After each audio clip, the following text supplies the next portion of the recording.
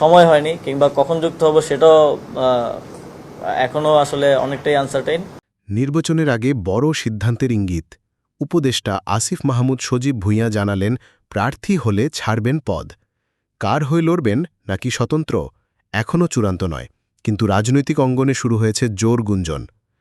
আসন্ন জাতীয় সংসদ নির্বাচনে প্রার্থী হবার পরিকল্পনা করছেন উপদেষ্টা আসিফ মাহমুদ সজীব ভূঁইয়া।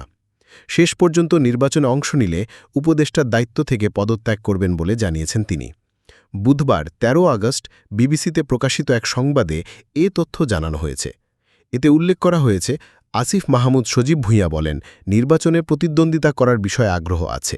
কিভাবে করব বা শেষ পর্যন্ত কোথায় গিয়ে দাঁড়াবে সেটার নিশ্চয়তা নেই, তবে নির্বাচন করলে বর্তমান দায়িত্ব থেকে পদত্যাগ করব।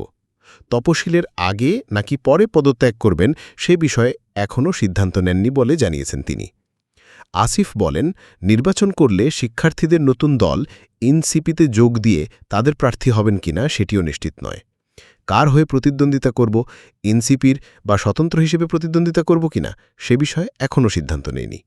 নির্বাচন বা রাজনীতি করার ইচ্ছা থাকলে সরকারের অন্য উপদেষ্টাদেরও পদত্যাগ করা উচিত বলে মনে করেন এই উপদেষ্টা।